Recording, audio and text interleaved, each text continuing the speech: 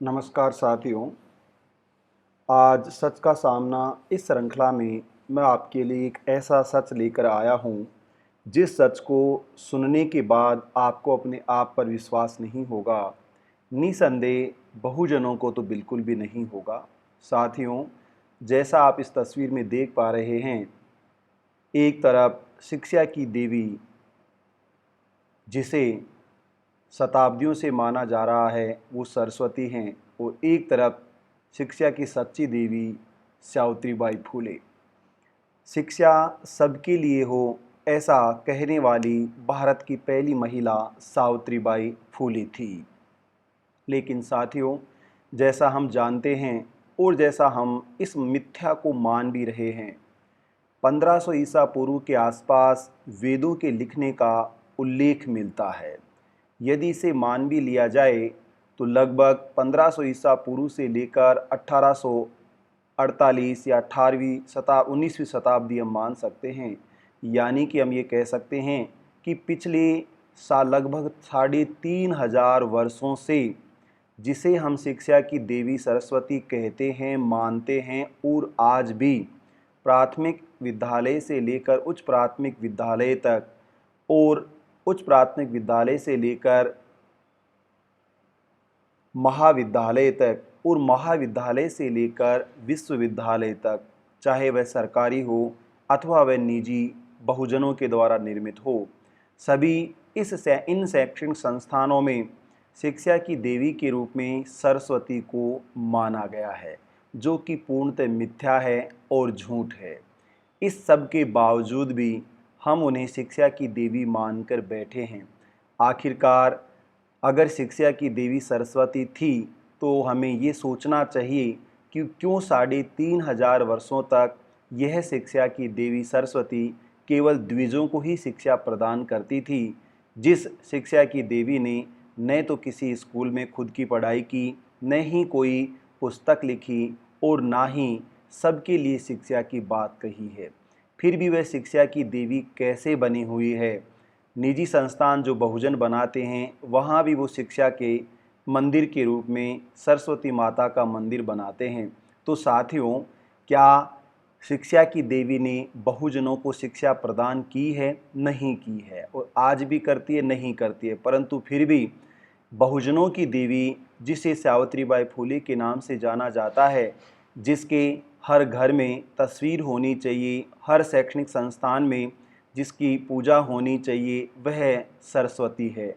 परंतु जैसा Karl Marx ने कहा है कि मिथ्या धर्म का जो एक अफीम होता है, उसका ऐसा मीठा जहर बहुजनों के दिलों और दिमाग और रगों में घोल दिया कि वह इस मिथ्या को सत्य मान बैठे हैं और आज भी इसी झूठ की वो अनुपालना कर रहे हैं।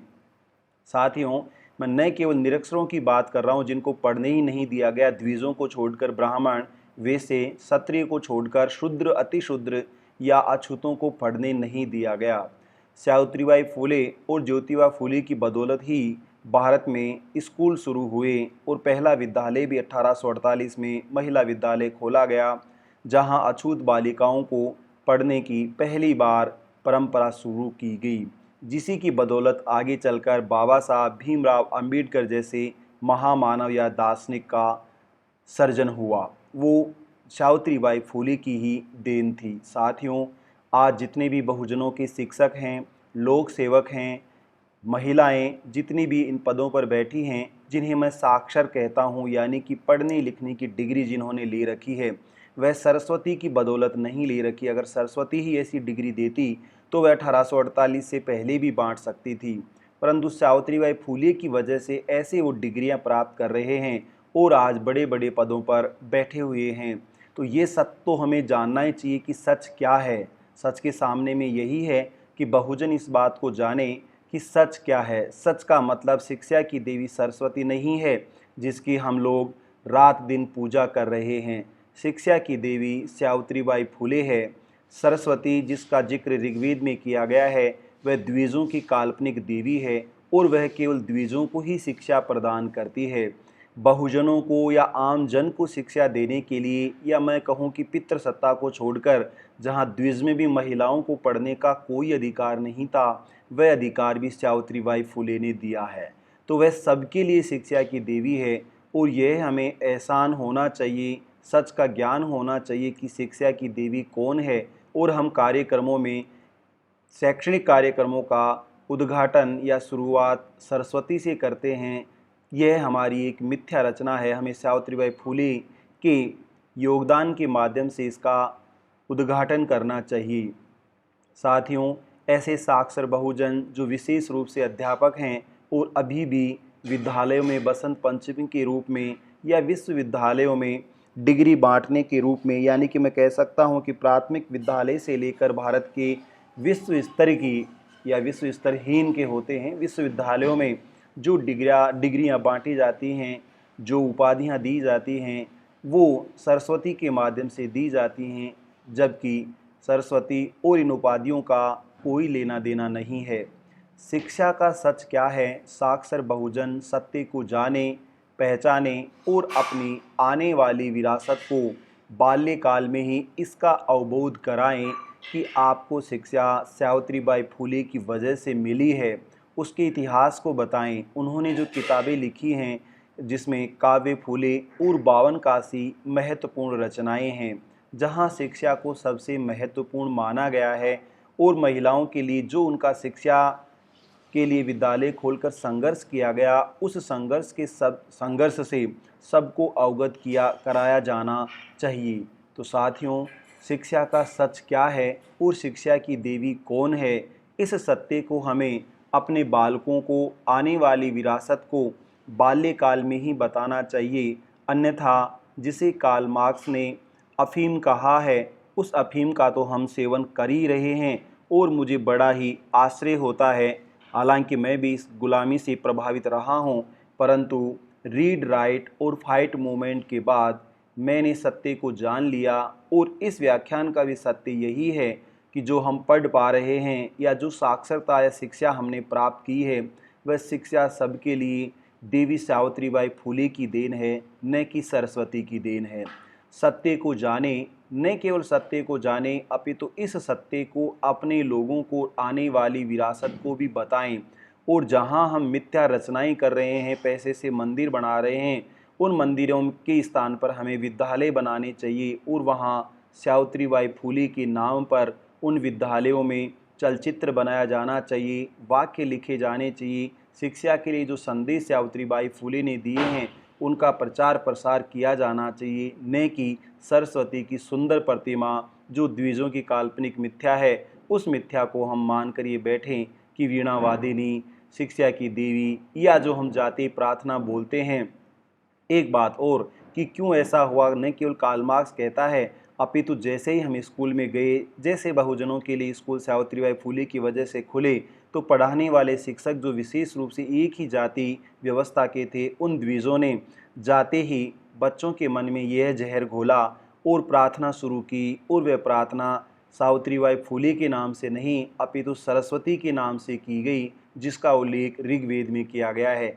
यही कारण है कि हम सत्य को जानने वाले बहुजन भी ये हिम्मत नहीं कर पाते हैं कि शिक्षा की देवी सरस्वती नहीं, सावित्रीबाई फुले है।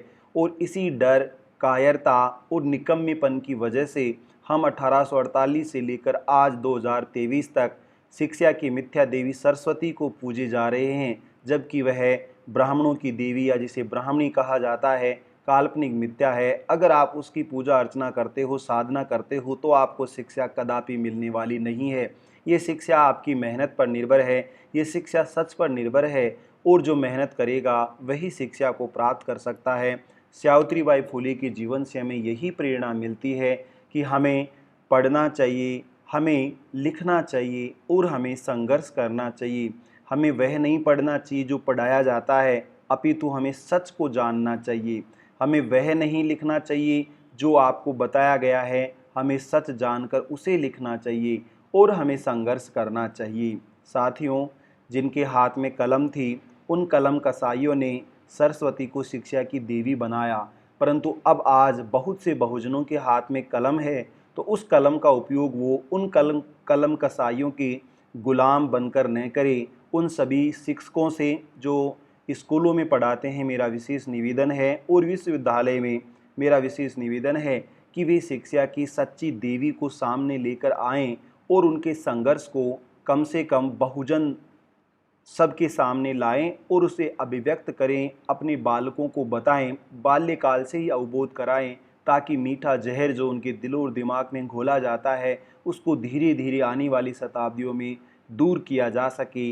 यह हमारी शिक्षा की देवी माता सावित्रीबाई फुले के प्रति सच्ची श्रद्धांजलि होगी और जो सच है उसे हम जान पाएंगे और लोगों को बताएंगे, पहचान पाएंगे, तभी हमारी उन्नति, विकास और प्रगति संभव है।